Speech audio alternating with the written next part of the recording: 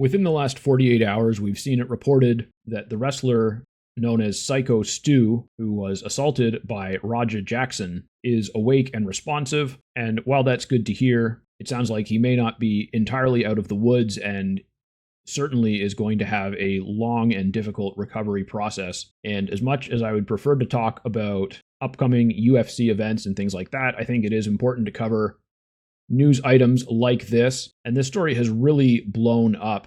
The day that this happened, it was all over my news feeds for both personal accounts and for the MyFitnessFight brand accounts. People were talking about this in MMA communities, in pro wrestling communities, and it seems like between Rampage Jackson's celebrity status and the fact that this was live streamed, not just by the wrestling promotion that was putting the show on, but also by Raja Jackson himself, there's so much footage and so many different people, including people who were there, the wrestlers who pulled him off of Syko Stu. There's just so many people talking about it and so much data and information and visuals. And so it's become this massive story. And I will hopefully focus on what seems like the most important aspects of it.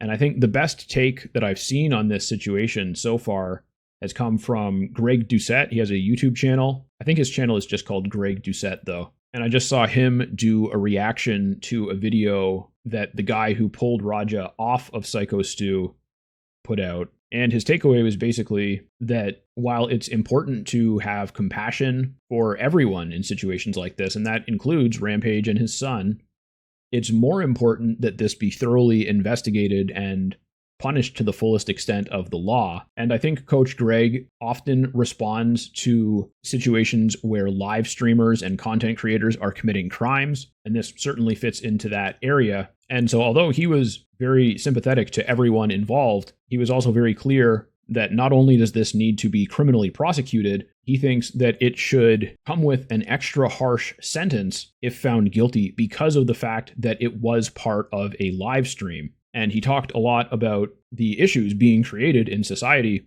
by live streamers and other content creators who might just be filming, who are doing things which in some cases are not criminal, but are very disruptive to society. And in other cases, they are doing things that are criminal, usually not as severe as a brutal assault like this, but things like threats and intimidation or destruction of property or stalking seem to happen a lot with live streamers. And they also provoke other people to commit crimes.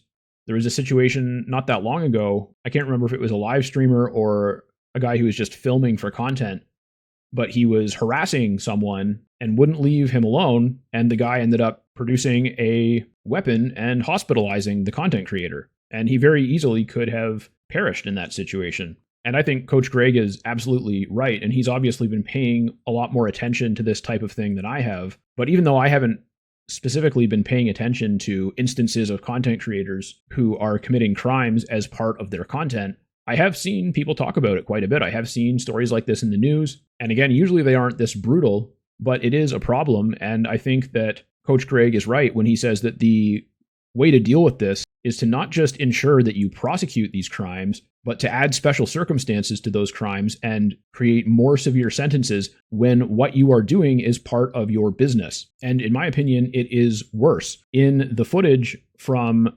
Raja's live stream, he actually appears to, and mind you, these are all allegations. I'm not saying that he committed any specific crime. That is for the police and the judge and the jury to decide. But on his live stream, before he entered the ring, he said something along the lines of 50 subs to really hit him, or something like that. So not only was he creating content while doing this and using it to grow his business, he was actually soliciting specific payment at the same time. And make no mistake, any time that a live streamer or a content creator does something like this and gets away with it or doesn't face severe consequences, it is going to encourage other people to do the same type of thing. It will. That's just how human beings work. And for a lot of them, it wouldn't even be conscious. They wouldn't necessarily be thinking to themselves, oh, well, Raja Jackson beat that guy to within an inch of his life, and he got away with it, so I'm going to go do something exactly similar to that. They wouldn't necessarily have that thought process, but it would be in the back of their mind that, hey, you know,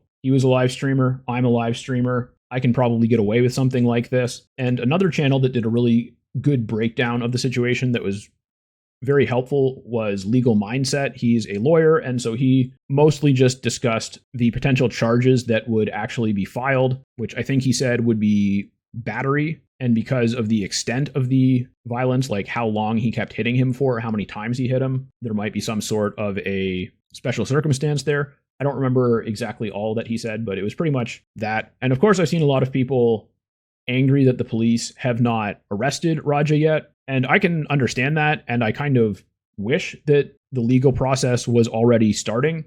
But I'm hoping that the reason the police haven't initiated any action yet is because they're making sure that they have the case airtight before they do so. Because in a case like this, where you have a wealthy celebrity like Rampage, and it's his son who is also a wealthy influencer and pretty young. I think he's 25. So obviously he's an adult and he can own up for his actions, but people will talk about his age as a qualifying factor. I've also heard people mention that he may have been suffering from a concussion himself from sparring a couple days earlier. And when you combine that with the fact that it was part of a pro wrestling event, and he actually was supposed to go into the ring and fight Syko Stu, but it was supposed to be a work, not a shoot. It was supposed to be fake, not real. And there's a big difference between the way that you slam someone for pro wrestling and the way that you would slam someone in real wrestling or in MMA. And Raja is an MMA fighter, so he knows how to put his weight into a slam. And the main difference between the way that you would do it is when pro wrestlers do most of their slam type moves, they're not putting their weight into or on top of their opponent as they drop them.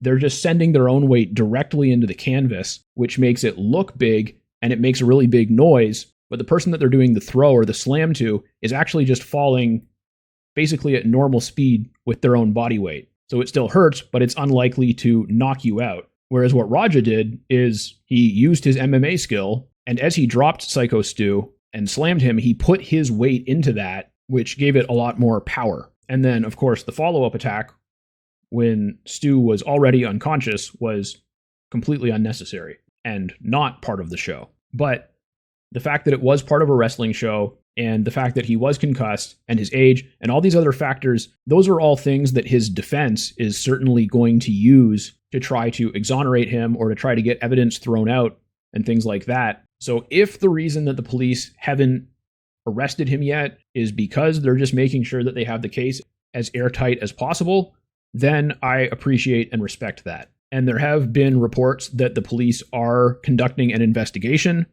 which suggests that I may be correct in thinking that they're just making sure that they have everything as by the book as possible before they make the actual arrest.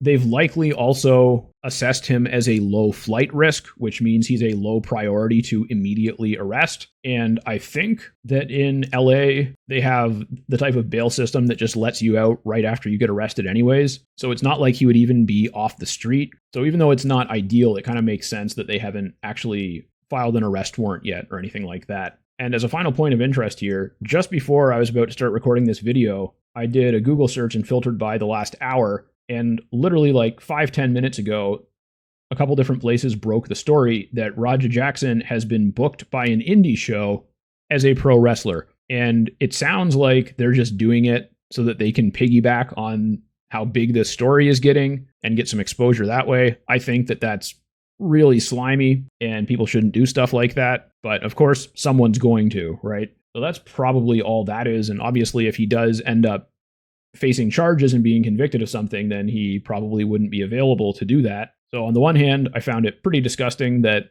a company would book someone just to benefit from the exposure that will come from the fact that they committed a violent assault. But of course, someone's going to do it, and I'm sure that's really all it is. So the two main takeaways that I'm focusing on here are that Stu is awake and responding, which is at least positive. And we do know that Raja is being investigated by the police. And although it's certainly not ideal, it would be more ideal for him to be arrested immediately since there's such an overwhelming amount of evidence. But if the police that are investigating think that the best way to ultimately get the conviction is to hold off on the arrest, then they're probably right about that. They would know a lot more about that than me. So I don't really have much of a choice, so I'll give them the benefit of the doubt there.